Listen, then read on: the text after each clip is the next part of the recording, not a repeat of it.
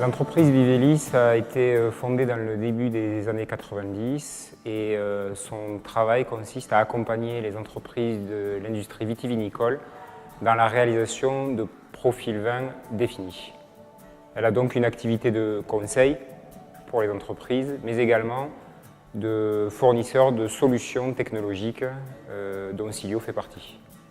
Le principe de Silio est de déterminer le besoin en oxygène des mous afin de diminuer leur sensibilité à l'oxydation.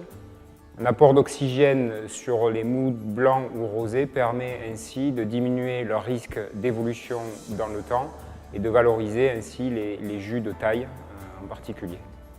Aujourd'hui, elle a été développée pour proposer une alternative à la production, à l'utilisation des produits œnologiques à vertu antioxydante tels que le SO2 ou l'acide ascorbique. Le principe innovant de Silio repose sur l'utilisation du mécanisme enzymatique qui est naturellement présent dans les raisins. Donc chaque raisin dispose d'enzymes qui vont lui permettre d'oxyder spécifiquement les acides phénols qui sont des composés présents dans le raisin qui vont être responsables de l'oxydation dans le temps. On va utiliser Silio essentiellement au laboratoire et donc nous avons développé dans Silio un cuvon d'échantillonnage que l'on va amener au niveau de la cuve de débourbage. On va prélever un échantillon à ce moment-là, puisqu'en fait, la cuve de débourbage, c'est le dernier moment de tous les apports accidentels d'oxygène qui auront pu avoir lieu entre la récolte et la cuve de débourbage. On ramène ensuite l'échantillon jusqu'à la station d'accueil de Silio au laboratoire. On connecte le réacteur à Silio et ensuite, on réalise une injection pendant laquelle on va suivre la vitesse de consommation d'oxygène dissous et un algorithme qui a été spécifiquement développé par Vivelis va déterminer le moment de séparation des réactions enzymatiques et des réactions chimiques. La dose est alors déterminée et on retourne en cave à la cuve de débourbage pour injecter la quantité d'oxygène qui a été déterminée par Silio.